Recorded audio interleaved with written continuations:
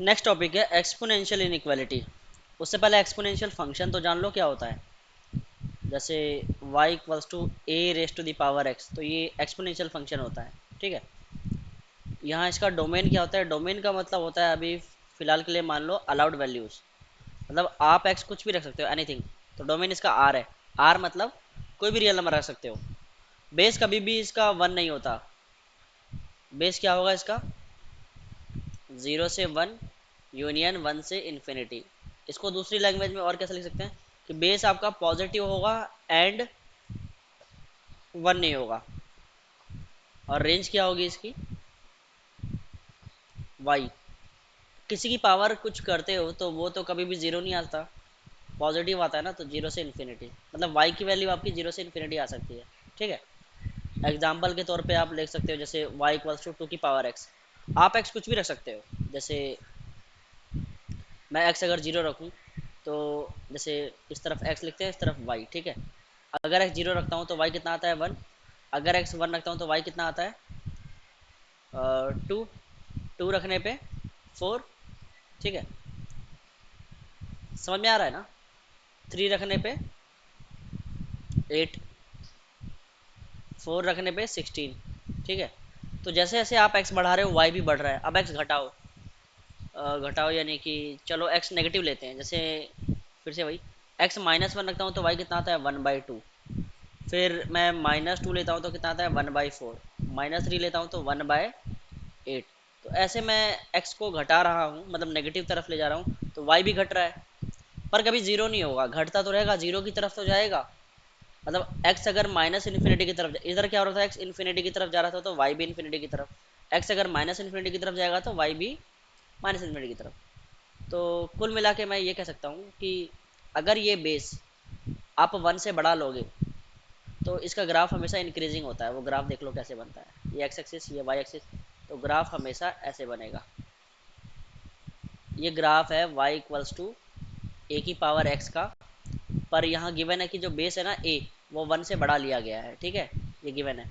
अगर बेस 1 से बढ़ा है तो इसका ग्राफ ऐसे बनेगा। ठीक है, और दूसरी तरफ बेस अगर आप 1 से छोटा लोगे तो ग्राफ कैसे बनेगा? डिक्रीजिंग। मतलब जैसे आप x बढ़ाओगे तो वैल्यू किधर जाएगी? आपकी जीरो की तरफ। ठीक है, देख रहे हो? जीरो की तरफ। मतलब ये एक्स एक्सिस को फॉलो करेगा जीरो की तरफ, कभी भी इसको टच नहीं करेगा।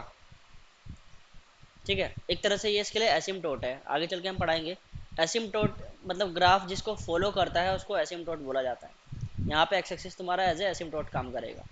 इसका एग्जांपल ले सकते हो, ये किसका ग्राफ है? y इक्वल्स टू ए की पावर x, पर जो a है वो आपका 0 और 1 के बीच में है। जैसे एग्जांपल y इक्वल्स टू कुछ भी 1/2 की पावर x। देख रहे हो ना? इसमें जैसे मैं इस तरफ x लिखता हूँ, उस तरफ y। आप x को बढ़ाओ, 0 लिखते हो तो 1।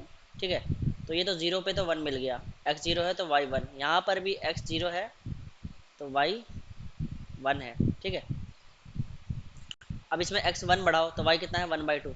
x और बढ़ाओ 2 तो y कितना है? 1/4। 3 पे 1/8 तो घट रहा है ना। पर आप x इस बार नेगेटिव लो, -1। तो जैसे ही आप यहाँ पे -1 लेते हो तो y कितना जाएगा? 2। -1 लो, 1/2 की पावर -1। तो जब पावर नेगेटिव है तो पॉजिटिव करोगे तो इसका रेसिप्रोकल हो जाता है, तो ये बन जाएगा 2। ठीक है, -2 पे 4। तो देख रहे हो ना, वैल्यू बढ़ रही है। मतलब यहाँ पे कहीं -1, इस पे तुम्हें मिल गया 2। फिर यहाँ पे कहीं -2, इस पे तुम्हें मिल गया 4। तो जैसे जैसे x घटा रहे हो वैल्यू और बढ़ती जा रही है। ठीक है, तो बेस अगर आप 1 से बढ़ा लेते हो तो ग्राफ ऐसे इंक्रीजिंग बनता है, और बेस अगर आप 1 से छोटा लेते हो तो ग्राफ ऐसे डिक्रीजिंग बनता है। ठीक है, ये ध्यान रखना। अब इसमें इनइक्वालिटी कैसे करेंगे? तो इनइक्वालिटी देख लो, जैसे मान लो a की पावर x1 बड़ा है किससे? a की पावर x2 से। तो x1 भी बड़ा होगा किससे? x2 से। कब? अगर बेस बड़ा है 1 से। और x1 छोटा होगा x2 से। मतलब इनइक्वालिटी पलट गया, देख रहे हो? यहाँ पे एक्सपोनेंशियल फंक्शन, मतलब एक्सपोनेंशियल फंक्शन बड़ा है कब? जब उसका आर्गुमेंट यानी कि डोमेन भी बड़ा है। पर यहाँ पे पलट गया कब? जब बेस तुम्हारा 0 और 1 के बीच में होगा। मतलब ये वैल्यू बड़ी है तो इसका x छोटा हो जाएगा। तुम खुद ही देखो, यहाँ पे देखो, यहाँ पे मान लो ये x2 है और मान लो यहाँ पे ये x1 है। कौन बड़ा है, x2 बड़ा है ना। पर वैल्यू देखो, यहाँ पे वैल्यू कितना आएगा, a की पावर x2, और यहाँ पे वैल्यू कितना आएगा, a की पावर x1। तो कौन बड़ा है, देखो a की पावर x1 जो है ये यहाँ आ रहा है ना x1 पे, तो ये वाला जो है वैल्यू बड़ा है ना a की पावर x2 से। a की पावर x2 इधर है और a की पावर x1 इधर है। पर इन दोनों में से देखो x1 x2 में कौन बड़ा है, तो x1 x2 में तो x2 बड़ा है ना, किससे, x1 से। तो पलट गया ना। तो ऐसा क्यों हुआ, क्योंकि बेस तुम्हारा 0 और 1 के बीच में है। पर इसमें ऐसा नहीं है। इसमें देखो मान लो ये मेरा x1 है, ये x2 है, तो यहाँ पर तो x2 बड़ा है x1 से, तो a की पावर x2 भी बड़ा ही होगा किससे, a की पावर x1 से। देखो a की पावर ये क्या रहेगी वैल्यू, x2 पे वैल्यू क्या मिलेगी, a की पावर x2, और x1 पे क्या वैल्यू मिलेगी, a की पावर x1। तो कौन बड़ा है, a की पावर x2 बड़ा है ना a की पावर x1 से। तो ये ध्यान रखना, इस चीज़ का ख्याल होना चाहिए। बस इतना ही काफ़ी है इनइक्वालिटी सॉल्व करने के लिए, ठीक है। चलो कुछ क्वेश्चंस करते हैं। आप तो इसके क्वेश्चन मैं बता रहा हूँ कैसे करना, आप हमेशा बेस को बड़ा बना देना, फिर हो जाएगा सॉल्व। जैसे क्वेश्चन है 3 की power -4x plus 2 is greater than, ये -4x+2 है, इज ग्रेटर देन और इक्वल टू 3 की पावर 7x+5, ठीक है। तो बेस 1 से बड़ा है, तो अगर ये वैल्यू बड़ी है, देख रहे हो 3 की पावर समथिंग है इससे, तो इसका मतलब इसका आर्गूमेंट भी बड़ा होगा, यानी कि -4x+2 ये भी बड़ा होगा किससे, 7x+5 से। इक्वालिटी है तो इसलिए इक्वालिटी लगा दिया, इसको उस तरफ भेजा, या इन दोनों को उधर भेज दो। तो इसको उधर भेजोगे तो कितना बनेगा 11x, इसको उधर भेजोगे तो 5 - 2 + 3, ये <0 आ जाएगा ना, क्योंकि 7x इसको इधर भेजोगे तो ये नेगेटिव ही तो है, यानी कि x क्या आ जाएगा, -3/11। तो यही आंसर है। तो x क्या होना चाहिए, -∞ से -3/11, ठीक है, ये आंसर आ जाएगा। मतलब आप इससे -3/11 से कम लोगे तो हमेशा इधर वाला बड़ा आएगा आंसर, ठीक है। एक क्वेश्चन और लेते हैं। 1/27 की power x² + 3 should be less than 3 की पावर 2x। इसको सॉल्व करते हैं, क्वेश्चन नंबर 2। तो इसका बेस 1/27 है, इसको मैं ऐसे लिख सकता हूँ 3 - तो क्या बनेगा, 3 -3 जो होगा ये इससे मल्टीप्लाई होकर -3x² हो जाएगा और -27, ये क्लियर है। 3 की पावर 2x, इस 1/27 को मैंने ऐसे लिखा 3 की पावर -3, और इसकी भी पावर कितनी, x² + 3। तो मैंने पहले भी पढ़ा था कि a की पावर m हो, इसकी पावर n हो, तो a की पावर mn हो जाता है, तो ये दोनों मल्टीप्लाई हो जाएगा। अब देखो बेस तो फिर से 1 से बड़ा हो गया, तो इसका मतलब इसका पावर भी बड़ा होगा, यानी कि -3x² - 27, ये छोटा होगा 2x से। दोनों को उस तरफ भेज दो, तो क्या बनेगा 3x² + 2x + 27, ठीक है। जब इन दोनों को उधर भेजा तो ये बड़ा होगा 0 से, ठीक है ना। अब ये बड़ा कब होता है, रूट्स के बाहर ना, इसके रूट्स निकालो। तो इसके रूट्स निकालोगे तो क्या डी इसका कितना है, b², यानी कि 4 माइनस डी, तो इसका नेगेटिव है। तो जिसका डी नेगेटिव होता है उसका मतलब उसके रूट्स आते नहीं, तो उसका वो क्वाड्रेटिक इक्वेशन हमेशा ही पॉजिटिव होता है, तो ये हमेशा ही पॉजिटिव है। और ये मांग भी किसकी रहा है, पॉजिटिव की। तो यहाँ से x क्या आ जाएगा, r, मतलब कुछ भी रखोगे इसमें पॉजिटिव ही आएगा। तो इसका मतलब इसका आंसर कितना आ जाएगा, r, ठीक है। इसका आंसर r आ जाएगा, मतलब कुछ भी रखो ये वाला हमेशा बड़ा ही आएगा इससे, आप x कुछ भी रखो। चलो क्वेश्चन नंबर 3 करते हैं। जैसे 5 की पावर x ये बड़ा है 3 की पावर x से, तो बताओ x की क्या वैल्यू होगी कि ये वाला इससे बड़ा हो। तो जैसे आप x पॉजिटिव रखते हो तो यहाँ क्या बनेगा, मतलब 0 पे तो ये इक्वल आ जाएगा, पर हम 0 देंगे नहीं, ठीक है। अब 0 से आगे रखो, जैसे 1 रखो तो 1 रखते हो x1, तो इधर 5 आता है, इधर 3 आता है, तो बड़ा है क्या, ठीक है। 2 रखते हो तो ये बड़ा है क्या, ठीक है। तो तुम्हारा आंसर क्या आ जाएगा, x बिलोंग्स टू 0 से,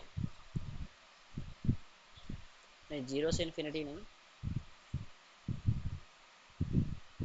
0 से इन्फिनिटी आ जाएगा, ठीक है। ग्राफ से भी देख सकते हो, जैसे ग्राफ बनाए हम,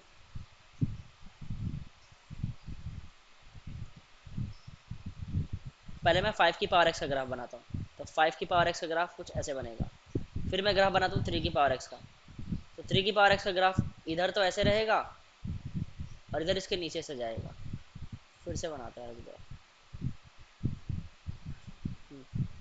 सबसे पहले मैं ग्राफ बनाता हूँ, ये 5 की पावर एक्स का ग्राफ है। और 3 की पावर एक्स का ग्राफ कैसे बनेगा?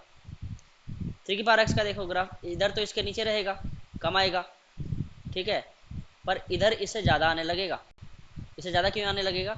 जैसे मैं, एक है 5 की पावर एक्स, एक है 3 की पावर एक्स, मैं -1 रखने के लिए बोलता हूँ, तो -1 पे कौन, -1 इधर बैठा है ना, तो -1 पे कौन ऊँचा रहेगा? ये बना 1/5 और ये बना 1/3, तो कौन बड़ा है? ये बड़ा है ना 1/3। तो नेगेटिव वैल्यूज़ के लिए ये ऊपर रहेगा, और हाँ स्टिल ग्राफ किधर जाएगा? जीरो की तरफ। ये भी ग्राफ किधर जाएगा? जीरो की तरफ जाता रहेगा, ठीक है। तो ये ध्यान रखना।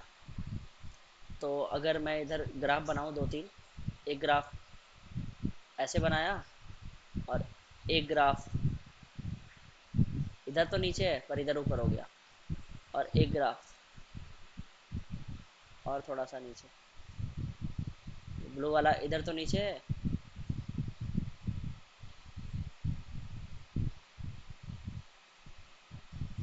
इधर क्या हो जाएगा? और ऊपर हो जाएगा, ठीक है। तीन ग्राफ है इसमें से, 3 की पावर एक्स, 4 की पावर एक्स, 5 की पावर एक्स। तो देख रहे हो, ये वाला ग्राफ होगा 5 की पावर एक्स, ये वाला 3 की पावर एक्स, सॉरी 4 की पावर एक्स, और ये 3 की पावर एक्स। तो इस तरफ ये और सबसे छोटा हो जाता है। इस तरफ सबसे नीचे कौन सा है? सबसे नीचे है 5 की पावर एक्स, फिर है 4 की पावर एक्स, फिर है 3 की पावर एक्स। तो ये हमेशा याद रखना। तो 5 की पावर एक्स बड़ा होगा 3 की पावर एक्स से कब? जब एक्स आप जीरो से इन्फिनिटी लोगे, ठीक है। अच्छा, अगर मैं ये पूछूं 5 की power x is less than 3 की पावर एक्स, तब क्या होगा? ये बड़ा कब होगा? जब आप एक्स, आपका एक्स नेगेटिव होगा, है ना, यानी कि -इन्फिनिटी से जीरो, इस बार जीरो पे क्लोज, क्योंकि जीरो पे ये इक्वल हो जाएगा, ठीक है। तो नेगेटिव वैल्यूज़ के लिए ये वाला बड़ा होगा ना, ये ध्यान रखना। देख रहे हो, नेगेटिव वैल्यूज़ के लिए ये 3 की पावर एक्स वाला बड़ा है, ठीक है, 5 की पावर एक्स से। चलो कुछ और करते हैं। जैसे मान लिया x-2 की पावर x² - 4, ये बड़ा होना चाहिए 1 से। इसको करते हैं। इस बार क्या है? इस बार बेस भी वेरिएबल है, पावर भी वेरिएबल है, ठीक है। तो कैसे करोगे बताओ?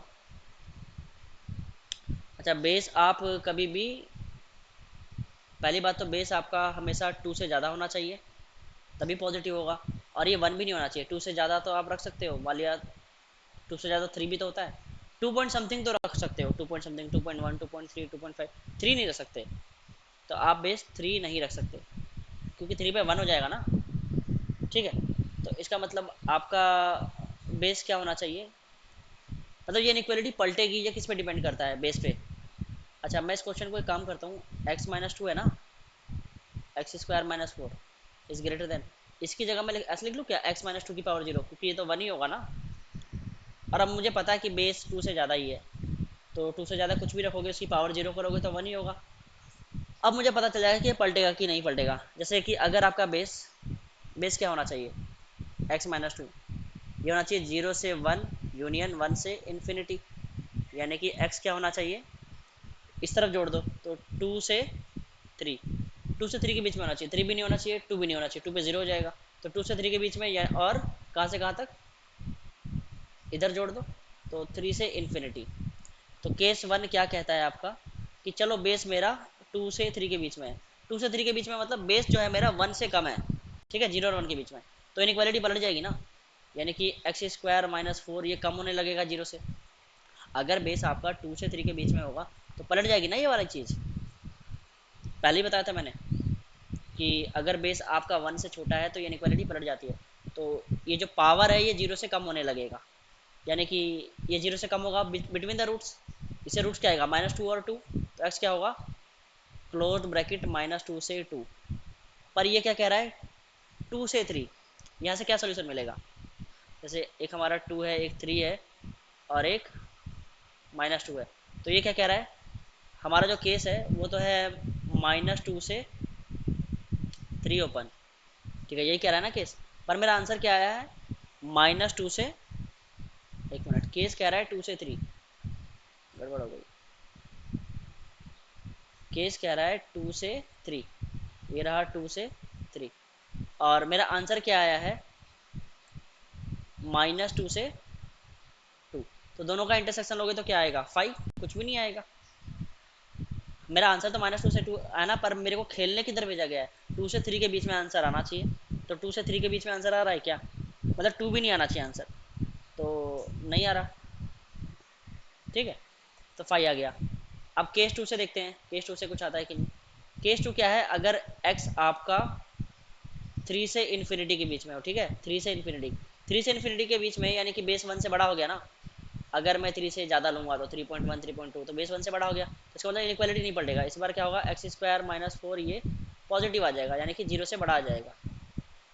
तो जीरो से बड़ा आ जाएगा, इसका मतलब x बिलोंग्स टू -इन्फिनिटी से -2 यूनियन 2 से इन्फिनिटी। अब इसका इंटरसेक्शन ले लो, ये कह रहा है 2 से इन्फिनिटी, पर हमारा आंसर